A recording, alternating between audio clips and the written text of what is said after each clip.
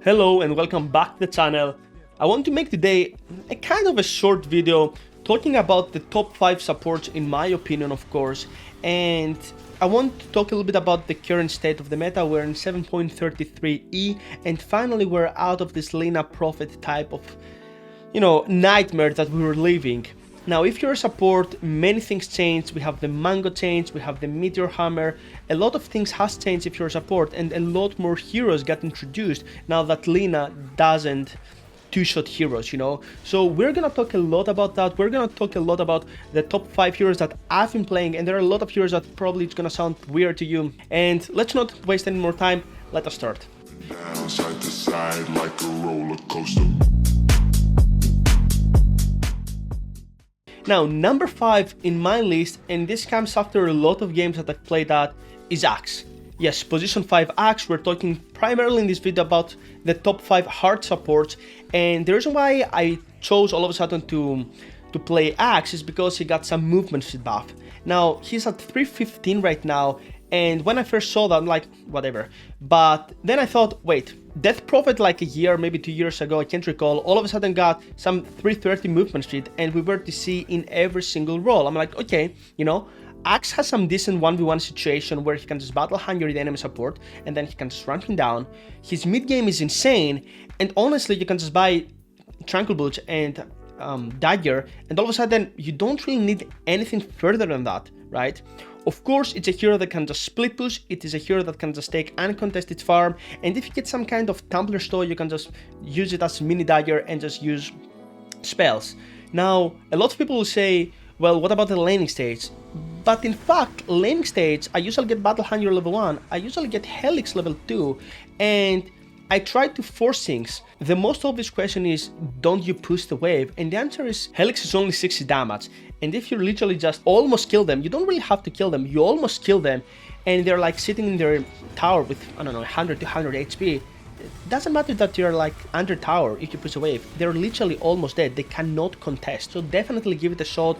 I have some pretty good win rate right now with Axe, and I highly advise you to play the hero. I know in the beginning it might be hard, you might get flamed like I did, but don't worry, you can see this gameplay over here and you can just take some ideas. Number 4, for me, it's Zeus. Similar to Axe, I tried to play Zeus primarily for one reason that happened in my 7.5 KMR bracket. There was a lot of farm that's uncontested, first of all, so I'm like, I need to take that, and I need to actually pick a hero that benefits a lot from XP and gold. And number 2 is we're in a Meteor Hammer meta right now. That means heroes like Wraith King, Alchemist, Abaddon, if you've been playing Dota, are back in the meta, and these are heroes that are fairly high health, so Zeus benefits a lot from his shard. It's really easy also, since we're in this Meteor Hammer meta, we're gonna see a lot of Sun Kings, a lot of Centers, and a lot of weaker supports, I would say. And Zeus is really good, just like Axe, we mentioned before, to trade in 1v1 situation due to his high damage, good movement speed, and low cooldown, high damage nuke. So instead of position 4 Zeus, I got the same concept, I put it in position 5, and yeah, so far I have some pretty good results. So give it a shot. Of course, please utilize attack and move, utilize right clicks. You can use Lightning Bolt to actually cancel the enemy attack animation and get an extra right click. So far it's going well. I'm not gonna waste any more time into this hero. And let's go for number 3. On the number 3, there are like many heroes right now, but I chose to go for the Crystal Maiden and Lich.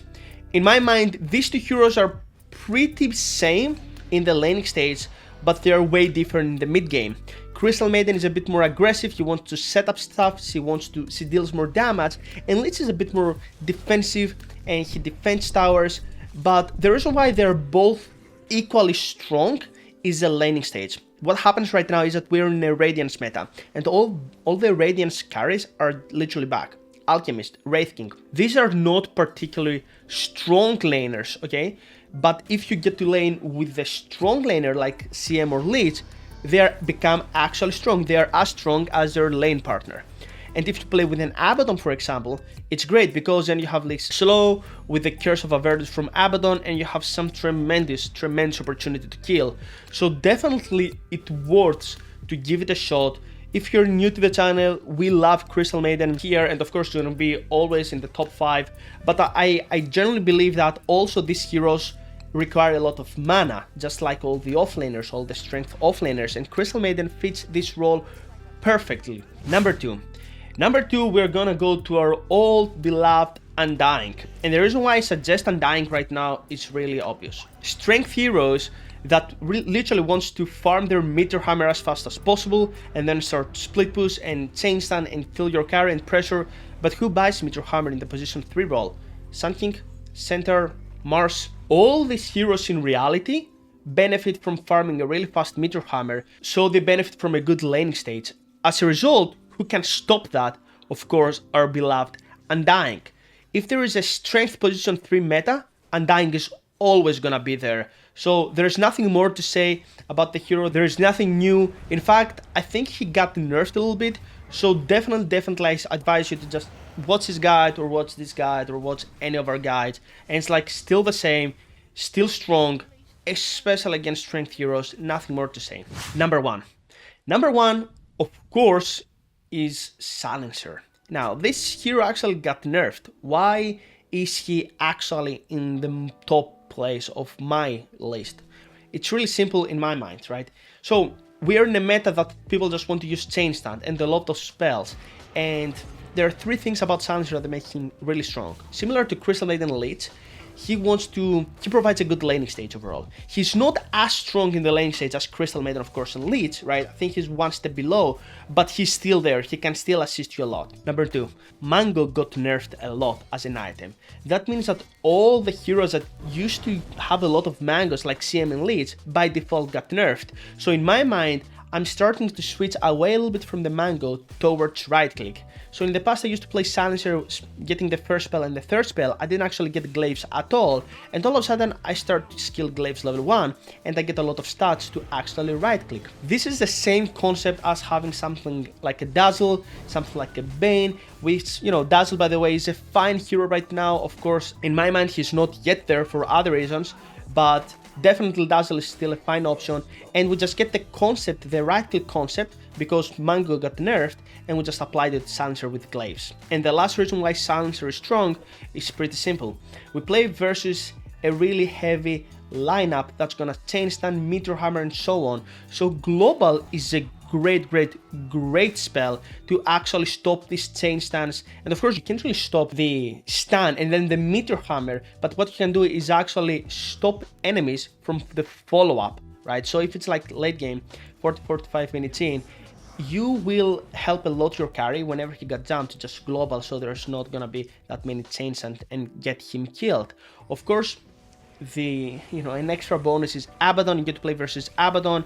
That means that he cannot really get to pop his ulti or the aphotic sylph whenever he wants, and that's actually kind of a small bonus. So guys, this is my top 5 list: Axe, Zeus, CM, and Leech. I could put Dazzle in there, I just don't want to yet, right? Because fundamentally he's not, I'm afraid that he's not there yet, right? He can't really provide that good of a laning stage unless you have also a strong laner, like for example a Chaos Knight, like a Troll, like maybe question a Wraith King, but it depends. It depends on what you will face against. Undying, of course, super strong. That was a really hard call to go Undying, and of course Silencer level 1 for many reasons. I hope you like it. I know it's a little bit unconventional, but so far I'm having tremendous support, especially with my 4 and my 5. And of course, feel free to dive down below any comments if you want to ask questions. I'm more than happy to answer. GG Raza, and I'll see you in the next video. Hey guys, real quick, if you did like this video, make sure you subscribe, like, and comment, as it motivates us a lot to keep making these videos and these guides. And of course, make sure you check out our 6-month coaching program. It's almost guaranteed. That's gonna get you to the next metal, if not metals. The link is gonna be down in the descriptions. Make sure you click it and apply right now.